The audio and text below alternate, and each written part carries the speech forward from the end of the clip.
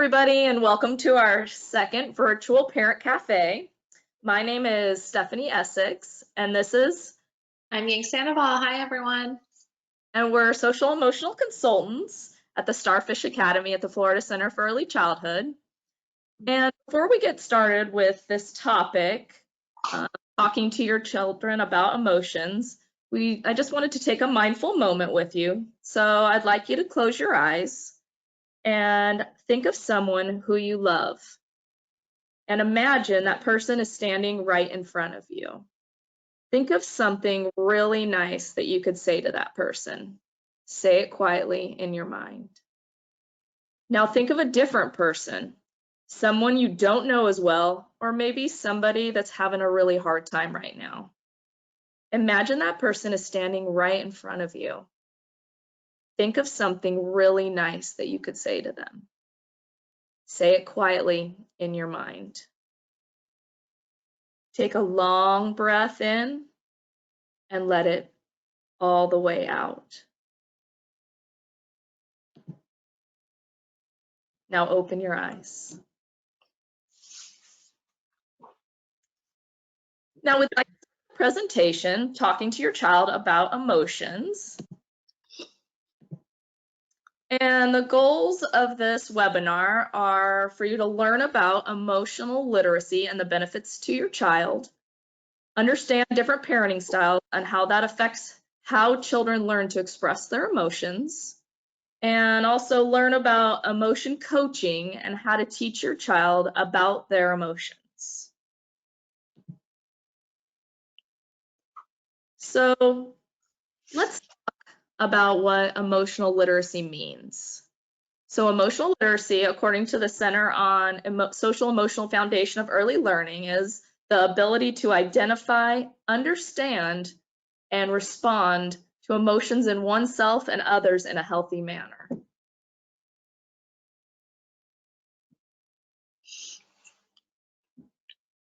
So, signs of emotional literacy in a child. A child has a higher level of emotional literacy would be able to identify emotions on faces, recognize their own feelings and feelings in others, express feelings in words, and empathize with others.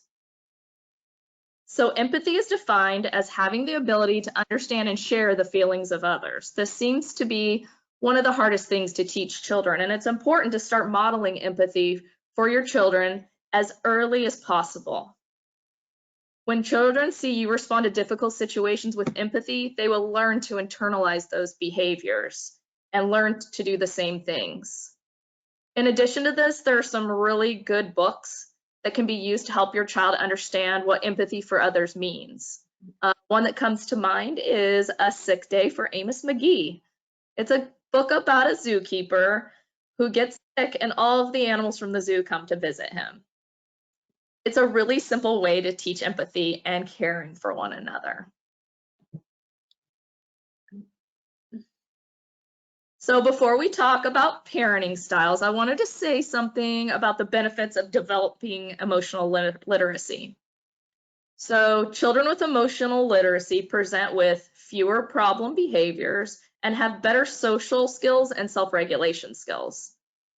These children also tend to have higher frustration tolerance and a lower level of impulsivity. Children with more emotional literacy are also better at having relationships with other people and maintaining those relationships due to having a greater level of social skills. So when children don't have emotional literacy or they cannot express themselves in words, they can often become anxious and frustrated. These children are more likely to have meltdowns and tantrums, and this is when we see swearing, kicking, hitting, crying, screaming, throwing things. Almost any time you see these types of behaviors, a big feeling is at the root of it. So this is emotional literacy and help children to feel more in control of themselves, which in turn helps them to more easily self-regulate. So how do children learn about how to deal with emotions? Well, the way that we were taught about emotions is often the way we teach our children about emotions. are different parenting styles that can teach different emotional coping skills. Often, children learn emotional literacy through the way that their parents model or don't model feelings and emotions. So this leads me to the next slide about parenting styles and learned emotional literacy.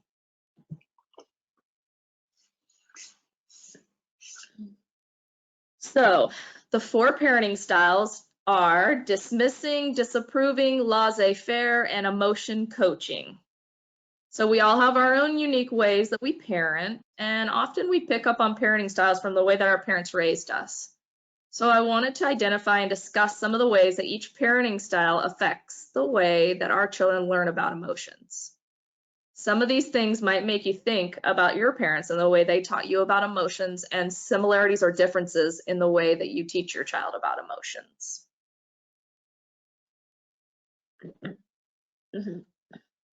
So, dismissing. These parents are loving and compassionate, but don't believe it's important to deal with negative emotions. Often, this is because negative emotions may feel uncomfortable, and often removing the negative feelings becomes easier than working through them.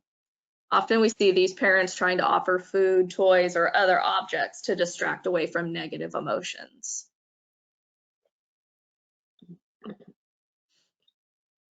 So, what do children learn with a dismissing parent? Well, these children learn that negative emotions cannot be trusted, especially sadness, fear, and anger.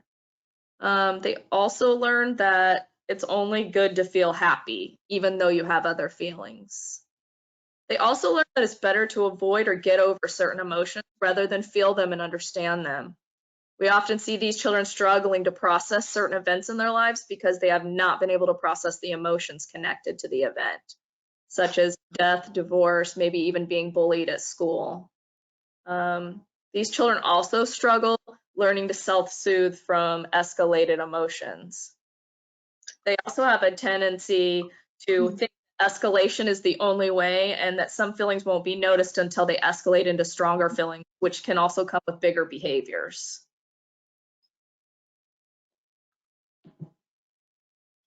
So now I want to talk about disapproving.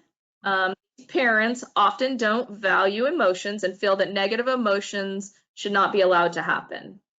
They also believe that some feelings are good and others are bad, often because they treat the feeling like a behavior. When children feel scared or mad, we see more negative behaviors occurring, and that can be difficult and triggering for parents. So these then become the bad feelings, and the children with more bad emotions can be labeled as bad kids.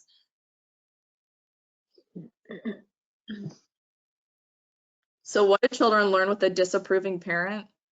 Well, children learn that certain feelings should be switched off and that some feelings are good and others are bad. These children believe that if I have a bad feeling like anger, fear, or sadness, there must be something wrong with me. And they believe that they're bad kids. These children also know that some feelings won't be noticed by displaying subtle cues, such as non-verbal displays of frustration, until they escalate to stronger feelings and behaviors such as hitting or kicking. So I'm going to turn it over to Yang and let her talk more about the last 2 parenting styles. Yeah, so the third parenting style is called laissez-faire. It's a French term that means let it be. So with this parenting style, it means anything goes. So all emotions are basically okay. It's a value-free expressions of emotion. So comfort is given, but there's absolutely no kind of guidance. So there's no set limits. And this parenting style believes that there is little you can do about negative emotions other than writing them out. And lastly, it does not help the child solve their problems.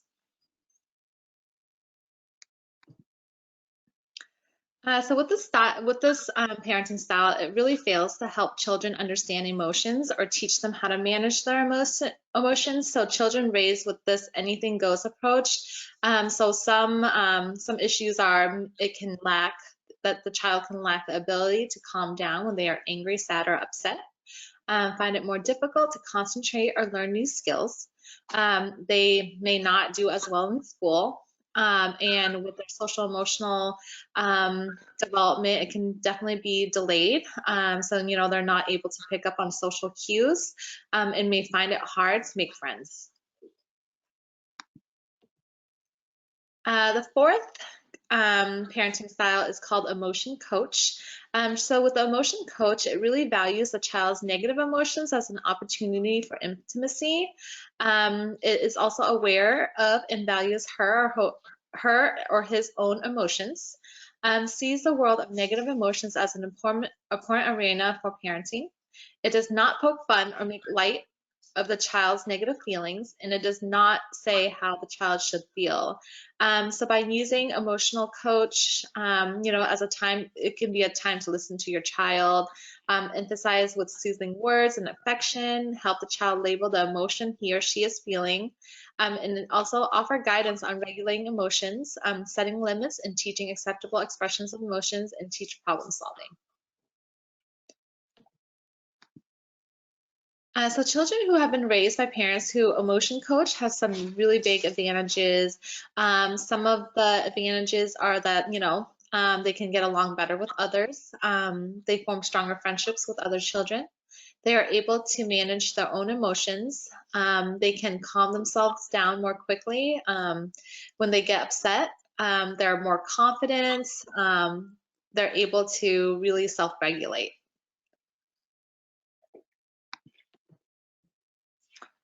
So I kind of wanted to talk a little bit about the 5 steps of emotion coaching.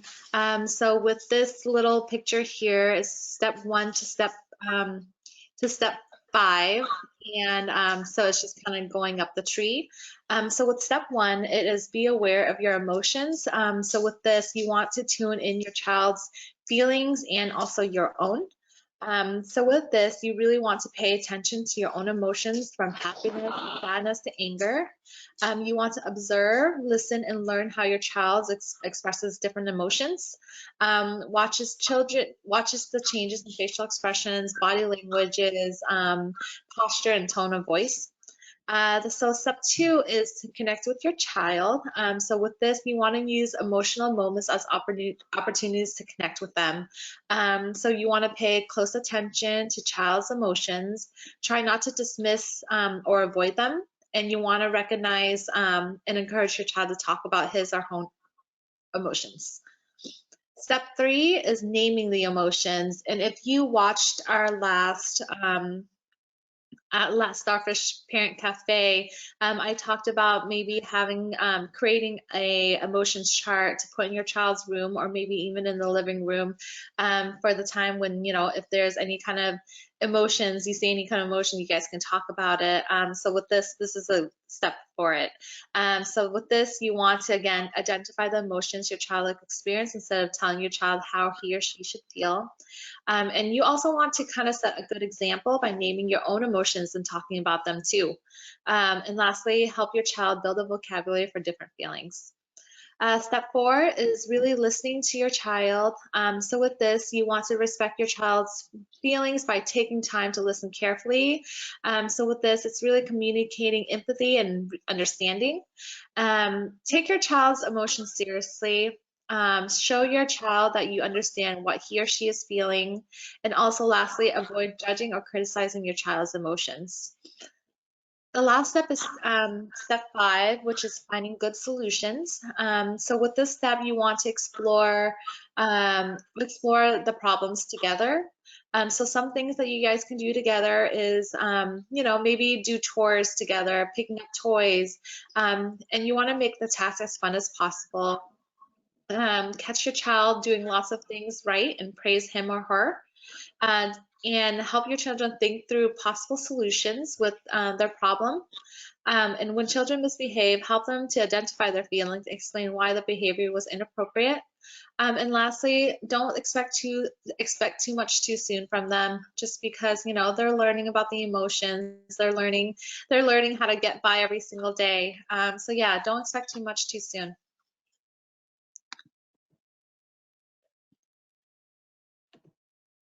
So teaching emotional literacy, like what Stephanie said before, it is really important that young children develop emotional literacy because they need to have a recognition of their emotions in order to know how to behave, mature, and ultimately be happy. So parents, this is your job to really help your kid, your child learn emotional literacy. So there are 4 steps to tuning into feelings. So the first step is stop and tune in. You want to connect with your child on an emotional level. So you want to move past the distraction and actually intentionally and fully connect with your child each and every day. Maybe you can even ask them, how is your day going? Or how are you doing? Or just a couple examples that you can start. Look face to face with them is step 2. The first step to good communication is to have eye contact. You kind of want to get down to their level and show them you're interested in investing by using good eye contact. Step 3 is focus on feelings. Children need to learn not only are feelings important, but how to really express them. So give them good words to use, like some I statements. So for example, you can say, I feel blank when you blank. So with this, you want to give them words to describe how they feel, like mad, angry, embarrassed, frustrated, or even shocked. You also want to ask good questions, such as, you seem really upset. What are you feeling right now? So with this, it helps children connect their physical reactions to the underlying emotions. I see your face is getting red. Are you feeling angry? Or just an example. The last step is express the feelings. So before children have developed their emotional vocabulary, you will need to help them express their feelings. For example, you can say, you must have been so excited when you were picked as the line leader. Once the child have learned the words necessary to express their emotions, you can also ask them, how do you feel? It's also important to ask your child how they think about other people feel. How do you think he felt when you pushed him out of line? And this isn't going to be an overnight thing. It's going to take, it's going to take some time to really accomplish this emotional literacy. So take your time, be patient with your child. All right, so that was the end of our presentation. I just want to say thank you so much for, coming and watching our presentation. So we'll be posting this up, and most likely it's going to be on Facebook too. So if you can't get onto the Family Institute webpage, you can go onto Facebook and find this video. And so yeah, we really hope to see you guys next time. And I just want to let you guys know that we do have a new segment called Coffee with a Consultant. It's up and running, and please feel free to look at that if you ever have a 5 to 10 minute break. All right. Thank you so much. Thanks, everybody.